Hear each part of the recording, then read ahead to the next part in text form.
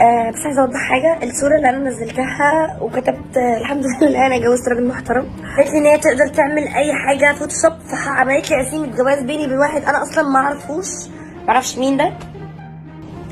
فانا نزلتها كنت بتريق، لقيت الناس مش عارفه بتقول لي مبروك، مش مبروك، مبروك على ايه؟ انا كنت بهزر بالورقة والقلم خدتيني 100 قلم. أنا يعني ماشيين بحالنا عشان احنا لينا ظروف معينه، تمام؟ فما يبقاش الناس علينا. دي بنات محرومه من ابوها، فما الناس ما توجعش اكتر من كده، يعني ما يوجعوش. في الفيديو ده يا جماعه هنشوف اغرب ترندات حصلت، والحلقه دي يا جماعه تبقى اول حلقه من سلسله حلقات عصر التفاهه، انا هسميه كده، واجري واجركم على الله بقى. ارزع اللايك الجميل ويلا بينا نشوف الدنيا فيها ايه. قبل ما نبدا اول حلقاتنا في سلسله عصر التفاهه، في كومنت جالي على اخر فيديو عملته اللي كان بيتكلم عن موضوع عديل عبد الرازق، وازاي هي رجعت تاني اللي كانت بتعمله في الاول قبل ما يتنشر لها الفيديو اياه، وبدات تبرر وبتفكر في محتوى جديد. زي ما وعدتكم في الفيديو اللي فات، اوعوا تنسوا انتظروا منها كل جديد، ونصحتها ان هي تبعد عن الساحه عشان ما حدش يفتكر لها الموضوع ده. تعالوا نشوف الكومنت دوت بيقول لي ايه. هو انت مالك اصلا شاغل بالك بيها ليه؟ من اهلك ولا هو اصطياد في الميه العكره؟ اللي انت بتعمله ده اسمه قذف محصنات، مش انت اللي هتحاسبها، ربنا اللي هيحاسبها، وانت بتلم مشاهدات على قفاها. جاتكوا القرف. هما مين اللي جاتهم القرف دول؟ انا مش عارف. طب اسمح لي اعمل لك قيمه وارد عليك واحده واحده. اول حاجه بتقولها هو انت مالك اصلا شاغل بالك بيها ليه؟ مبدئيا كده اي حاجه غلط تحصل ليا شخصيا او لاهل بيتي، مش هقول بقى للناس وان انا بوعي الناس، لا انا اصغر من كده بكتير، انا بوعي نفسي وبوعي اهلي وبوعي عيالي من بعدي من المناظر دي.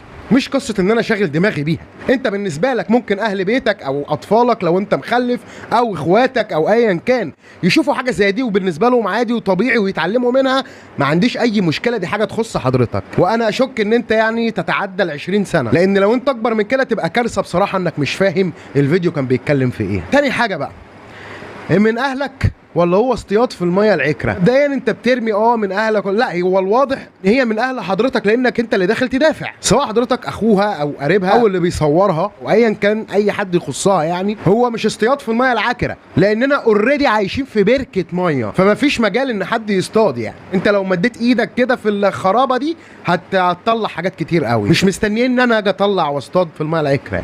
تالت حاجه بقى انت بتقولها اللي انت بتعمله ده اسمه قذف محصنات.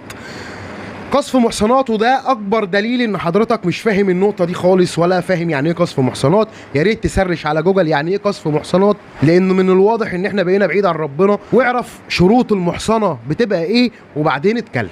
رابع حاجه بقى، مش انت اللي هتحاسبها، ربنا اللي هيحاسبها، ونعم بالله طبعا ربنا اللي هيحاسبها. لكن لو هنمشي بنفس المبدا بتاع حضرتك دوت، فمفيش مشكله اي حد يعمل اي حاجه غلط ولا يعاقب. يعني مفيش حساب في الدنيا، يعني ممكن نسرق، ممكن نزني، ممكن نعمل اي حاجه غلط ومفيش قانون بقى وتبقى غابه. لا يا حبيب قلبي، ربنا ما قالش كده. الحرامي بيتسجن او بتتقطع ايده، والزانيه بترجم، والقاتل يقتل او يعدم.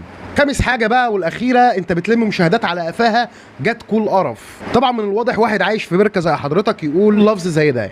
بالنسبه لموضوع لم المشاهدات، انت شايف ان هو لم مشاهدات على قفاها، مش شايف انه لم مشاهدات على كلمه حق او على حاجه صح او على كلمتين استفاد بيها ناس كتير جدا. وده معناه ان حضرتك حابب الحياه اللي يكون فيها هم دول رواد السوشيال ميديا، صح كده؟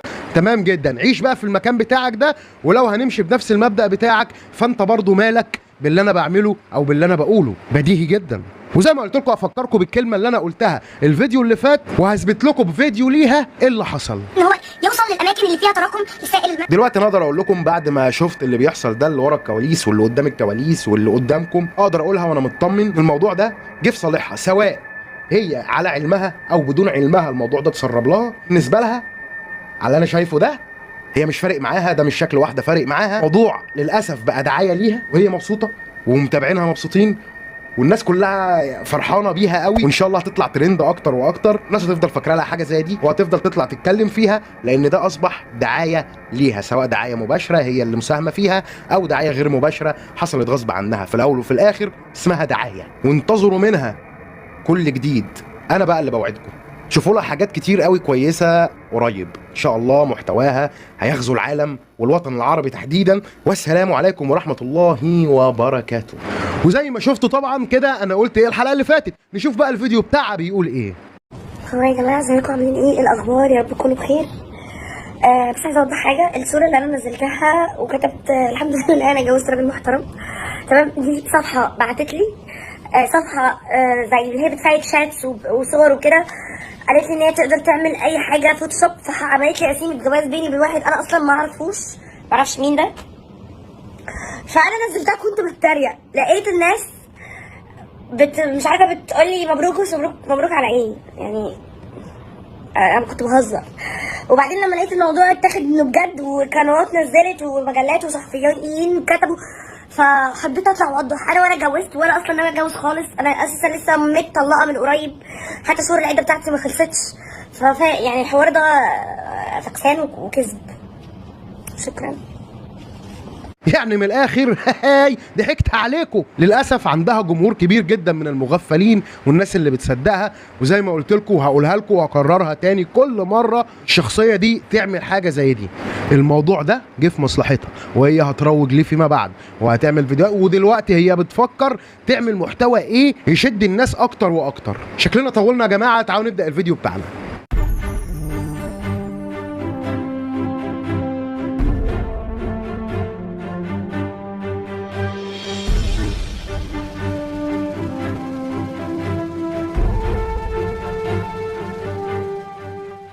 اول ترند معانا كان الشهر ده اللي كان بعنوان فتاة التمريض، اللي كان اسمها فرح تقريبا، ودي كانت الاولى على دفعتها، وكانت طالعه تقريبا من اعدادي وراحه ثانوي، وكانت يعني حد متفوق جدا زي ما هنشوف دلوقتي، وهي رايحه تتكرم على انها الاولى على الدفعه. طبعا ده احتفال لواحده في يوم من الايام هتمتهن مهنه التمريض، يعني هتبقى ممرضه، يعني هتاخد نبطشيات ليليه في المستشفيات. طبيعي ان هي هترجع وش الصبح، لانها من المفترض ان هي ملاك رحمه، دي ملاك رحمه.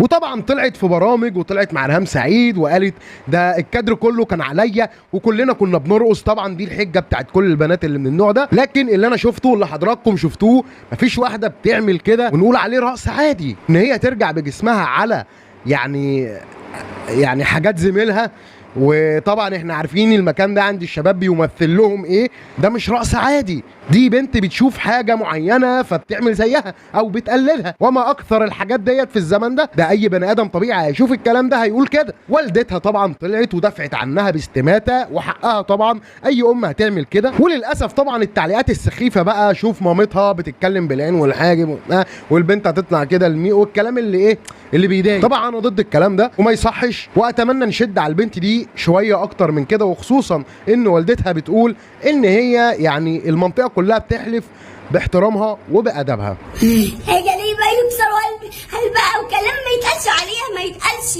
فرح، ما يتقالش عليها كده، ما يتقالش عليها الكلام ده، لا ما ينفعش.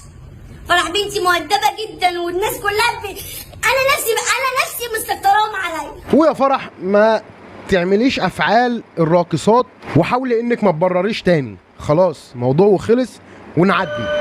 وتاني ترند غريب في اول حلقات عصر التفاهه، الشاب اللي نشر فيديو لوالدته ومراته بتضربها. طبعا اغلب الناس شافوا الفيديو دوت، وطبعا انا مش هعرضه، يعني في اللي اتعاطف طبعا مع البنت اللي هي مرات الشاب، وناس تعاطفت مع حماتها اللي هي ام الشاب، واللي يقول لك طبعا ازاي يعني تمد ايدك على ست كبيره قد امك او اكبر من امك، واللي تقول انتوا ما تعرفوش يا جماعه البنت دي شافت ايه في حياتها او حماتها كانت بتعاملها ازاي، وطقت مره واحده وقعدت تحوش لحد ما انفجرت فيها. وكانت في حاله غضب غريبه جدا على مواقع التواصل الاجتماعي. لكن الكارثه بقى مش هنا، الكارثه في اللي خد الفيديو من الDVR اللي هو الجهاز بتاع الكاميرات اللي بيتسحب منه الفيديوهات اللي بتصورها الكاميرات، ومنتج الفيديو وحطه واختار موسيقى بالورقة والقلم.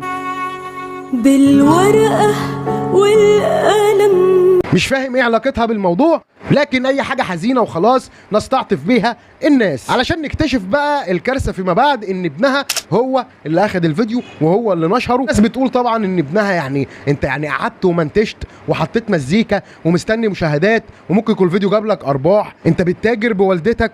ما الموضوع بصراحه مستفز جدا، يعني طبيعي ان الناس هتقول ان حضرتك بتتاجر بوالدتك، لكن الصح زي الناس ما قالت له طبعا انه كان المفروض ياخد الفيديو ويعمل اثبات حاله ويدي الفيديو دوت للجهات المختصه علشان تتخذ القرار المناسب. وفي الاخر طبعا بعد فيديوهات كتير بقى حضراتكم عارفين المواقع الصحفيه وكان معكم مش عارف مين واحنا النهارده مش عارف فين هنجيب مين، دخلوا وانتشروا في العيله كلها، اللي بقى تستضيف عم البنت، خاله الواد، مش عارف مين، وكل واحد يقعد بقى يرمي التهم على التاني، وعمها يقول لك ابوها كان بيعمل كده مع عمه ومش عارف مين، ودخلنا بيوتهم وعرفنا كل حاجه وكانت فضيحه.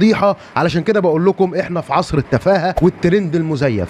اما بقى تالت ترند وده يخص شخص يعني انا بحبه جدا على المستوى التربوي والمستوى الفني، الا وهو الاستاذ محمد صبحي طبعا، ومشكلته والبوست اللي هو نشره في انتقاد فيلم النونو بطولة احمد حلمي واللي كان هيكون من انتاج تركي آل شيخ. طبعا النجم يعني محمد صبحي ما يختلفش عليه اتنين، فانه مربي فاضل، وفي يوم من الايام وقت من الاوقات كان بيكون في مثابه الاب والام اللي في البيت. يعني وقتها لما كنا صغيرين الاب والام عمرهم ما يقلقوا على اطفالهم وهم بيتفرجوا على مسلسل ونيس، يعني المسلسل اللي كان في وقت من الاوقات بيربي الاطفال في الوقت اللي الام والاب ما يكونوش موجود في البيت مثلا. لكن يا استاذ محمد صبحي يا بابا ونيس، على الرغم من اني معاك في اغلب مواقفك، بس اسمح لي ان انا اعترض على حضرتك في نقطه داخل البوست اللي حضرتك نشرته. نشوف البوست مع بعض ونقراه مع بعض علشان ابين وجه اعتراضي. استاذ محمد صبحي بيقول عيب عيب عيب، سمعت ان تصوير فيلم جديد هنا في القاهره سيبدا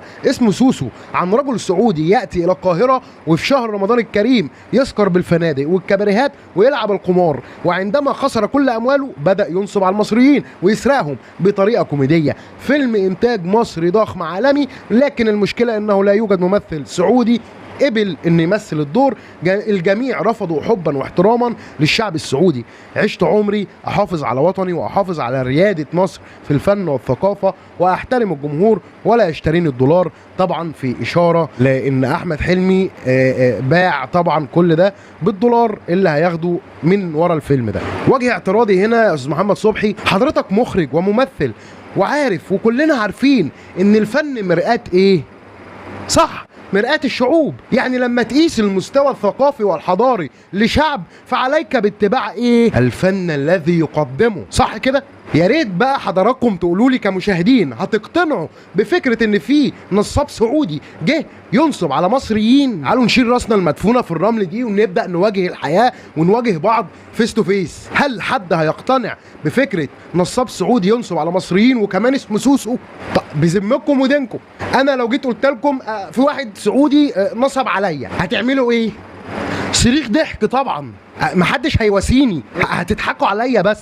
وطبعا كلكم عارفين هتضحكوا عليا انا ليه؟ الناس دي مش محتاجه مننا حاجه، هيسرقوا مننا ايه يا حسره؟ هو ده وجه اعتراضي على البوست ده بصراحه، ان حتى لو عملنا الفيلم ده الفيلم مش هيكون مقنع، او بالاحرى كنا اعترضنا على فيلم زي فيلم ولاد رزق اللي اتذكر فيه جمله يا ابن اللعيبه في الثلاث اجزاء بتوعه يمكن اكتر من 12 مرة، ده غير الكلمات التانية طبعا. وبرضه قصة الفيلم اللي هيتعمل ان هم راحوا يسرقوا في موسم الرياض. فالهجوم لما يبقى على فيلم واحد لشخص واحد يبقى في حاجة غلط، وانا مش متعود منك يا استاذ صبحي اننا نشخصن الامور للدرجة دي. وانا اكتر واحد يستفز لما حد يجيب سيرة مصر بحاجة وحشة، لكن لما تنزل الشارع وتشوف الناس بقت بتعمل ايه في بعض، وتنزل الدول الخليجية وتشوف الناس بتعمل ايه مع بعض، هتعرف ان في فرق وفرق كبير قوي. مش هيكون فيلم مقنع لو حضرتك يعني عملته. انا بكلمك عن وقائع شهدتها بنفسي، ممكن تكون حضرتك ما بتنزلش الشارع. اما بالنسبة لفيلم النونو،